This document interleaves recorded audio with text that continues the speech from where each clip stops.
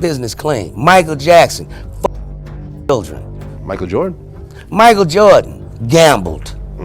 Right, and then his dad got killed. You understand? They try to tie that. You're not going to die clean. You know, we were at odds. What we both understood is we get to 100 episodes, we're going to have a sweet ass syndication. Ultimately, they cut us at 88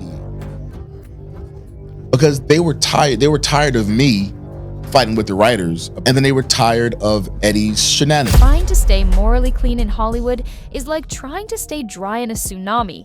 Good luck with that. Eddie Griffin wasn't whispering sweet nothings when he warned Malcolm-Jamal Warner. He was screaming the truth in Dolby surround sound. If you don't play dirty in Hollywood, Hollywood plays dirty with you. Well, reality television, first of all, has changed the financial face of television.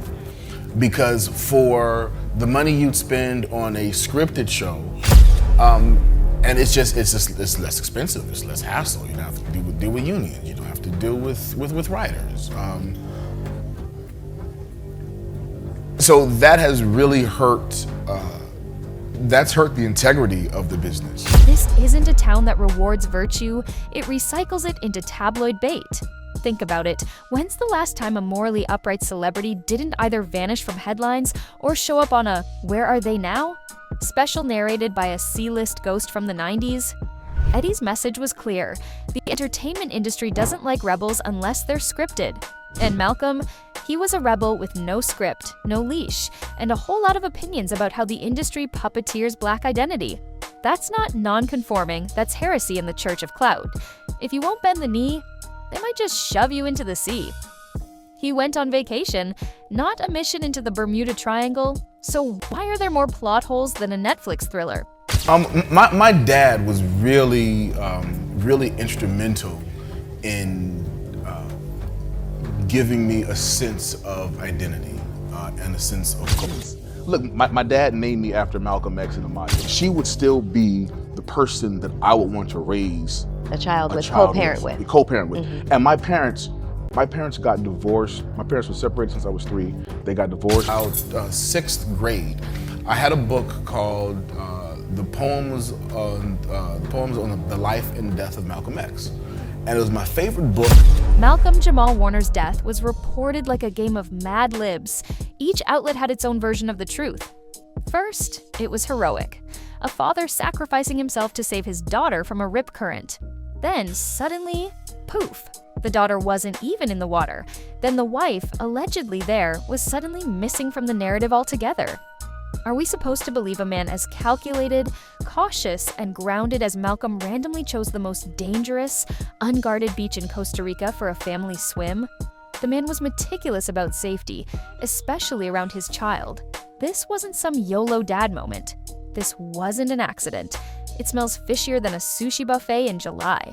If someone changed the story mid-report, the question isn't how he drowned, it's why did the truth drown with him? The daughter didn't need saving, but the truth sure does. So, let's get this straight.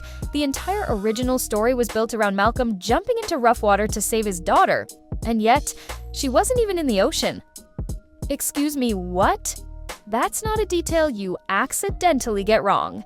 That's not a typo, that's a cover story falling apart like a dollar store wig. If the daughter wasn't in danger, what exactly was Malcolm doing in the water? And more importantly, who told that lie? Because whoever it was knew the public would eat it up. It's heroic, emotional, and distracts from the real question. What was he doing out there in the first place? Someone needed a narrative fast, and they went with the Hollywood classic man dies saving child.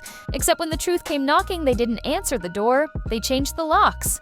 You don't raise a daughter with prayer, patience, and poetry, and then risk her life for a beach selfie. Malcolm wasn't your average celebrity dad. No clout chasing, no nanny circus, no kid merch collabs. He was intentional. He raised his daughter like she was royalty with focus, purpose, and deep spiritual grounding. This was a man who literally said he prayed over her life. So ask yourself, does that man bring his daughter to a beach with no lifeguards and a notorious death record? That's like Elon Musk taking his kid to a coal mine for fun. It doesn't track. Malcolm didn't do reckless. He did real. He didn't party. He parented. So what if this wasn't about him making a bad choice? What if it was about someone else making a choice for him? Someone who saw him as a threat, not for who he was, but for the future he represented. Hollywood loves a woke black man, as long as he's quiet about it. Malcolm-Jamal Warner didn't just decline the industry's bait, he torched the fishing rod. He turned down roles that were degrading, stereotypical, or just plain lazy. And guess what? That makes you radioactive in Tinseltown. This is the same place where Tyler Perry built an empire off cross-dressing slapstick, while Malcolm was out here pushing for nuanced, human, non-comic relief roles for black men. He didn't want screen time, he wanted screen change. And that's not just brave, that's dangerous, especially in an industry that's run like an old plantation with better Wi-Fi. Malcolm wanted respect, not ratings.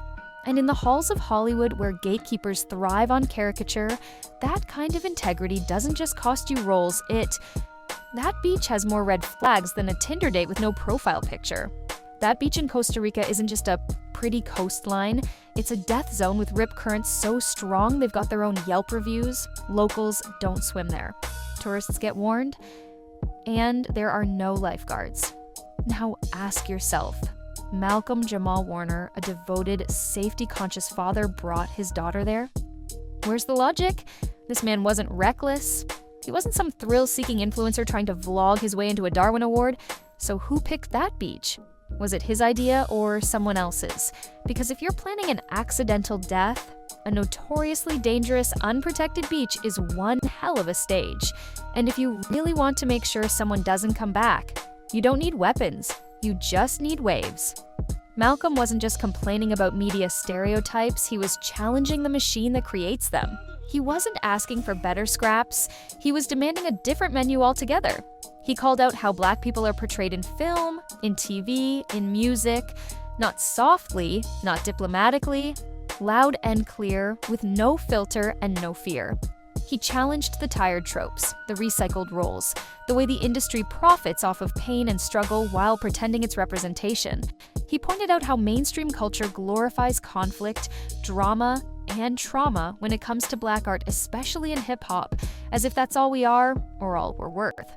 And what does the industry do when someone starts waking people up? They don't debate you, they dismiss you, label you difficult, unmarketable, or angry. But Malcolm didn't just say no to roles he questioned why those roles existed in the first place. That's not just rejection, that's rebellion. And Hollywood doesn't like rebels. History has shown us the ones who rock the boat either get pushed out quietly or painted as villains. Rebels don't retire peacefully in this town. They either fade away or get taken out. And Malcolm, he wasn't fading. You ever notice how Hollywood doesn't like peace? The machine runs on beef, ratings spike when there's drama, not when someone's quietly living right. Malcolm was low-key, no club brawls, no cheating headlines, no messy divorces. He was clean. And in an industry that thrives on mess, that made him a liability. It's not just about entertainment, it's about control. Chaos sells, but more importantly, it distracts. The public loves a train wreck because it keeps them from asking real questions. But Malcolm gave them nothing to spin. He wasn't caught wilding out on TMZ. He didn't get caught up in clickbait scandal cycles. He kept his head down, did the work, and walked a straight line. And that's what scared them. Because when you're unproblematic, you're uncontainable. That's dangerous to a system that wants to own your image, your brand, your voice.